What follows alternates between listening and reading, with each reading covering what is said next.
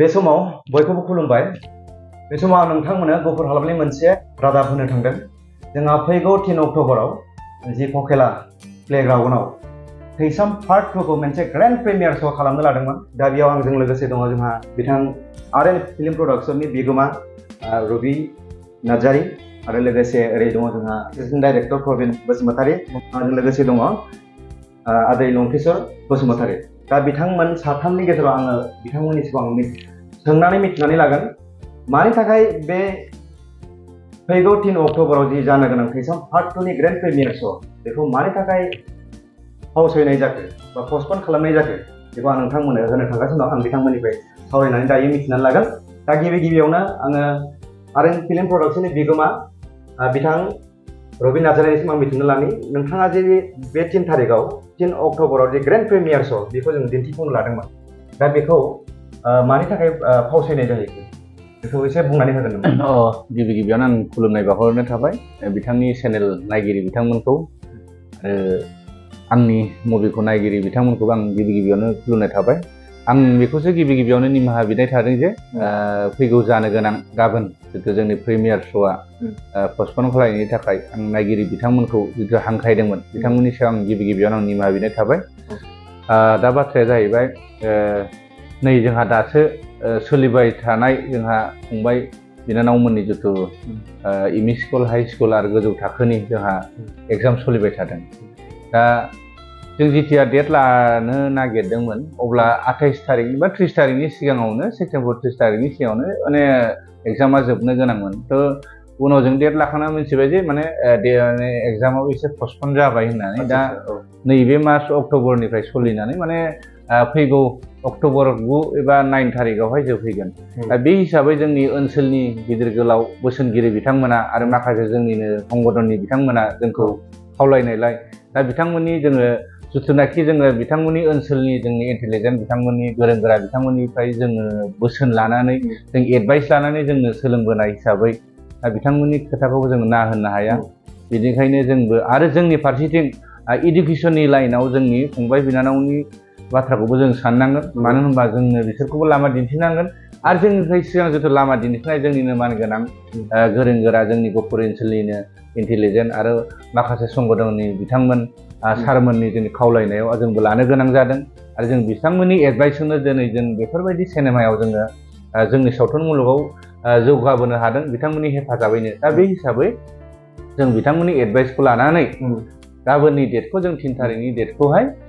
फैगौ 12 तारिखआव लानाय जादों आरो। दा बिथांमोननि एडभाइसखौ आं खोब मोजां मोनदों आरो फारसेथिं आंनिनो फंबाय बिनानावमोननि आं एग्जामखौ नायनांगोन जिथुनाखि गिबियावनो जोंहा सोलोंथाइ गैयाबा जेबो गैया हिसाबै सोलोंथाइ बिथिंखौ जों सानग्रोनांगोन। जोंनि सावथुन मुलुगनि होन कालसारानो होन बे एसे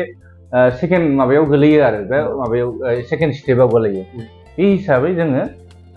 एग्जामाथ' बारे जाबाय थाया नालाय बे हिसाबै जोङो एग्जामनि हिसाबै जों डेटखौ पस्टपन खालामनाय जादों आरो। जि दायो ग्रेन्ड प्रिमियार श' बेनि टिकेटखौबो गोबां रायजो राजाफ्रा बुंसोलायदों आरो सावरायसोलायदों। माने दा बेसेबांसो आवगायखो जेनेबा टिकेट जे होदोंमोन बे? दा टिकेट हिसाबै जोंनि थैसाम 2 मुभिखौ खोब जोंनि बर' बा गहपुर ओनसोलनि रायजो राजाफ्रा खोब नायनो हास्थायदों आरो। बे हिसाबै माखासे गाहाय लेभेलनि टिकेट जितु जोङो 150 थाखा बा 150 आरो एसे गोजौ लेभेलनि 250 लेभेल माने स्टेपनि जितु टिकेटखौ खोब लादों मानसिफ्रा। बेबायदिनो 2000नि बारा गोजावआव सेल जाबाय आरो लोगोसे आंनि निजे थांनानै आंनि लोगोसे आरो आदैमोनखौ लानानै जोंहा एसिस्टेन्ट डाइरेक्टरबो दं प्रबिन बसुमतारी जों ज' ओंखारलायनानै जोंनि गहपुर ओनसोलनिनो मानगोनां जोंहा माखासे संगठननि सारमोन साहित्यनि जोंहा दङ आरो फरायसा आफादनि दं बिदिनो गोबां धोरोमनि बिथिङाव थानाय सारमोनखौ जोङो निजेनो थांनानै आंनि मुभिखौ बा जोंनि थैसाम 2 गहपुराव बर'नाय मुभिखौ नायनो थाखाय आं खावलायहैदों आरो। बेबायदिनो मानसिफ्रा बयबो सापर्ट होदों आरो नायगोन बिथिङाव लादों आरो। बे हिसाबै आङो मथा मथि VIP टिकेट हिसाबै आरो अननानै बिथांमोना सोरबा 1500 हरदों सोरबा 2000 5000 10000 बेबायदि आंनो अनसुंथाइ हरदों आरो। बिथांमोना बेसेबांसो आवगायखो बेसेबांसो हाजार आउट जाखो टिकेटआ? मथा मथि 3000 आउट जाना दं टिकेटआ आरो माखासे बिदिनो ओरैनो केपासिटिखौ दा बेसेबांसो खालामनाय जागोन आरो टिकेटनि केपासिटिखौ जोङो सियारनि केपासिटिखौ सियारनि केपासिटिखौ 5-6,000सो जों केपासिटि खालामनो नागिरदों आरोखि 5-6,000 मिनिमाम माने 5-6,000नि सियार केपासिटि थागोन होननानै बुंदों दा बेयाव दि टिकेटआव जे भिआइपि टिकेट आरो माने जेनेरेल टिकेट दङ बेयाव दे माखासे मानसिफोरा बुंसोलायदों आरो सोंसोलायदों आरो ना बेयाव सिरियाल नाम्बार दङ नङा होमबा सिरियाल नाम्बार मथे सियारनि माबाया नाम्बारा जागोन नामा बेखौ एसे बुंनानै हरदो दा सिरियाल मथे माने जेनेबा मोननै स्टेप दं नालाय मोनथाम स्टेप दं जोंहा जितु भिआइपि जोंनो जितु जों माने गावनो थांनानै हांख्रायदों जोंहा गोरों गोरा बिथांमोनखौ आरो लोगोसे बिनि गेजेराव मिडल क्लासनि जोंहा 250 जेनेबा 250नि टिकेट बे गेजेराव जागोन आरो लास्टनिया जाबाय 150 लास्टआव जागोन आरो सिरियाल मथे जागोन नामा सिरियाल मथे बेबायदि जों टिकेटखौ माने सियारखौ बहायनो सानदों आरोखि आरो जाय माने टिकेटखौ लाग्रोगोन बिसोर माने सियारखौ मोनसे बुकिं खालामनाय बायदि जाहैबाय नङा होमबा बेबायदि आरो जाय उनाव दाननानै नायहैगोन बै